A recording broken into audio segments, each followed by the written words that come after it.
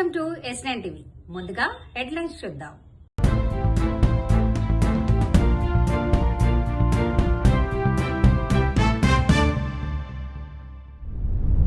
వనపర్తి మున్సిపాలిటీలో ముసలం మార్కాపురం అభ్యర్థికి అన్ని శుభసూచకాలే కనిపిస్తున్నాయా? ప్రజాభవన్ ముందు ఎమ్మెల్సీ కవిత ఆందోళన. అంబటి రాంబాబుని టీడీపీ వాళ్లు కక్షపూరితంగానే ఇరికించారు. జై తెలంగాణ, జై తెలంగాణ. అందరికీ నమస్కారం. ఇవాళ రాష్ట్రంలో 26 ఫిబ్రవరి నుండి బడ్జెట్ ప్రవేశపెట్టబోతా ఉన్నారు కాబట్టి ఈ బడ్జెట్లో ఆడబిడ్డల కోసం ఏదైతే హామీలు ఇచ్చారో, మహిళలకు ప్రతి నెల 2500 ఇచ్చే హామీ కావచ్చు, ఆడపిల్లలకు స్కూటీలు ఇచ్చేటటువంటి హామీ కావచ్చు, అదేవిధంగా షాదీ ముబారక్లో తులం బంగారం ఇచ్చేటటువంటి హామీ కావచ్చు, అదేవిధంగా 2000 ఉన్నటువంటి పెన్షన్ 4000 చేసే హామీ కావచ్చు, ఇంటికి 2 పెన్షన్లు ఇస్తామని చెప్పి కేవలం మగవాళ్ళకి ఇచ్చి కొన్ని చోట్ల ఆడవాళ్ళకి ఇవ్వకపోవడం, ఇంకా కొన్ని చోట్ల ఆడవాళ్ళకి ఇచ్చి మగవాళ్ళకి ఇవ్వకపోవడం, ఈ అన్ని హామీలకు సంబంధించి ఈ బడ్జెట్లో మీరు పద్దు ప్రవేశపెడితేనే వచ్చే సంవత్సరంలో అన్నా మీరు చేసే అవకాశం ఉంటుంది. ఇదే మీ చివరి బడ్జెటు. ఇంకా ఆ తర్వాత వచ్చే బడ్జెట్ ఎలక్షన్ బడ్జెట్ అవుతుంది.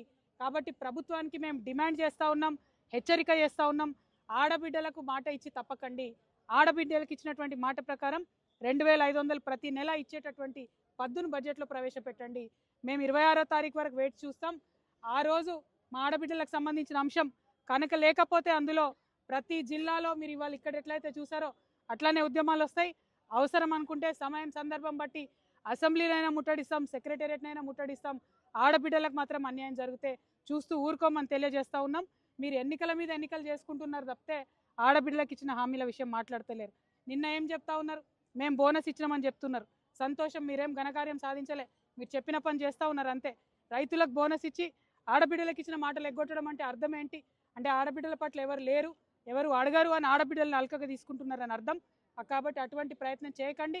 కోటీశ్వర్లను చేస్తామని చెప్పిన మీరు కనీసం నెలకిస్తామన్న 2500 ఇవ్వమని మేము డిమాండ్ చేస్తూ ఉన్నాం. దీని మీద సంపూర్ణంగా కంటిన్యూస్గా తెలంగాణ జాగృతి పోరాడుతుందని కూడా తెలంగాణ ఆడబిడ్డలందరూ తెలియజేస్తున్నాం. Thank you. జై తెలంగాణ. ఎన్నికలకు సంబంధించి నిన్న రఘునందన్ రావు గూడెం మైపాలెడ్డి ఒకే కారులో పోయి ఓటేసిరు.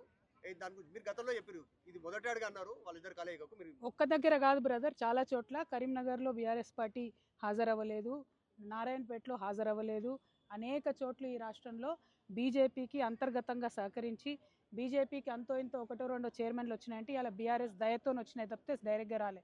నారాయణపేటలో వైస్ చైర్మన్ జాగృతి అభ్యర్థులకు ఇస్తామంటే పైన బీఆర్ఎస్ అధిష్టానం నుండి బీజేపీ అధిష్టానం నుండి ఫోన్ వచ్చిందని చెప్పి చివరిని మాటిచ్చి సార్ మాటిచ్చారు చైర్పర్సన్ మీరే అని, అందుకనే నేను నామినేషన్ చేశాను. ఈరోజు వేరే వాళ్ళకి ఇచ్చేసరికి నేను పదవికి రాజీనామా చేసి వచ్చాను. కాంగ్రెస్ పార్టీ నా కౌన్సిలర్ పదవికి రాజీనామా చేశాను. సార్ మాట ఇచ్చినందుకు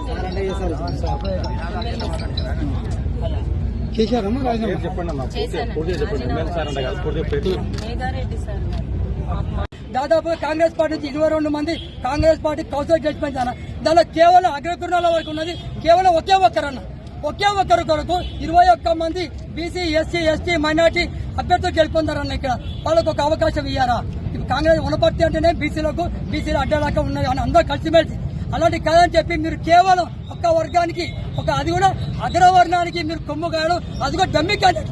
రాజకీయ అనుభవం ఆమెకు మాధవి ఆమె రమేష్కి ఇచ్చారన్న. వాళ్ళకు ఆ తెలియదు, ఈ తెలియదు, మున్సిపాలిటీ గురించి బర్త్ సర్టిఫికేట్ తెలియదు, డెత్ సర్టిఫికేట్ తెలియదు. మీరు అలాంటి వారిని తీసుకొచ్చి ఒక మున్సిపల్ చైర్పర్సన్ చేస్తే దాని అర్థం ఏంది అంటే దాన్ని తెర వెనుక ఉండి మీరు డమ్మిని కూర్చోబెట్టి ఆమెను ఇంట్లో కూర్చోబెట్టి మీరు ఆ షాప్లో కూర్చోబెట్టి మీరు ఆడే రాజకీయ. అందరికీ నమస్కారం. మార్కాపురం నియోజకవర్గము మరియు మార్కాపురం జిల్లా ప్రజలందరికీ కూడా మహాశివరాత్రి పండుగ శుభాకాంక్షలు తెలియజేస్తా ఉన్నాం.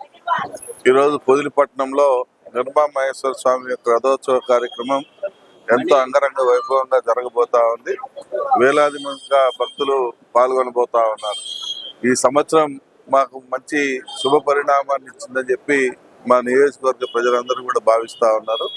ముఖ్యంగా మార్కాపురం జిల్లా ఏర్పాటు చేయటం, అలాగే త్వరలో వెలుగొండ పూర్తి కాబోతా పోతా ఉండటం, రిలయన్స్ లాంటి పెద్ద సంస్థలు మా ప్రాంతంలో నెలకొల్పుతూ యువతకు ఉద్యోగ అవకాశాలు కల్పించేదానికి ముందుకు సాగటం, ఇవన్నీ కూడా మంచి శుభ పరిణామాలు.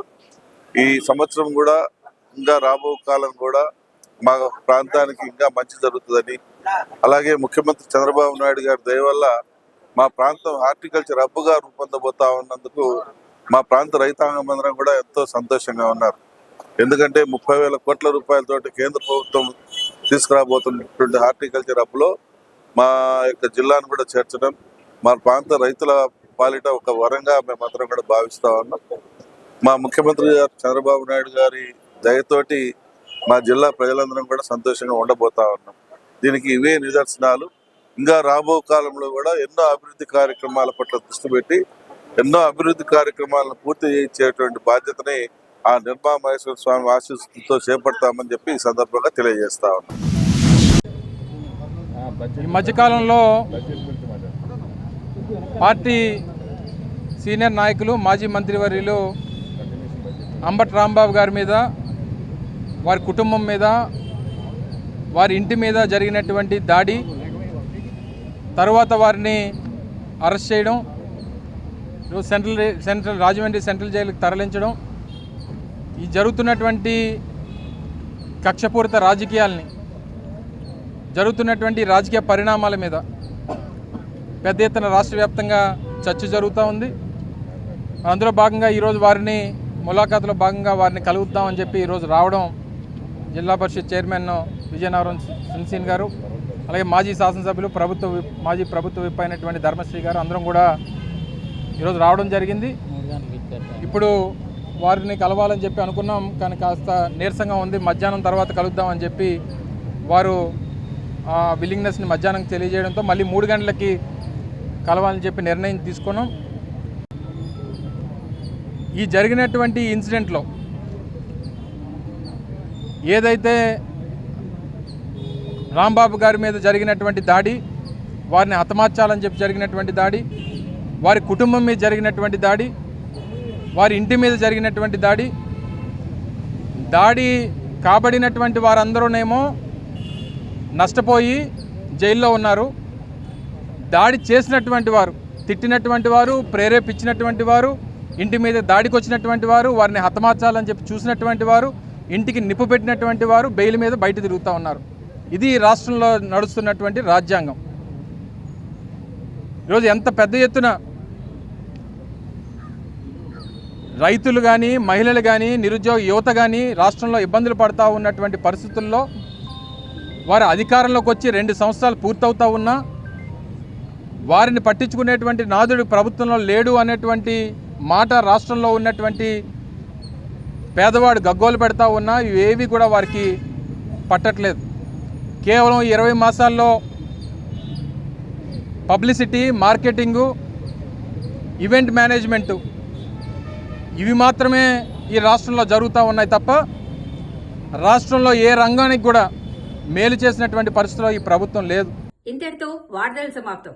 మరిన్ని అప్డేట్స్ కోసం చూస్తూనే ఉండండి S9 TV న్యూస్.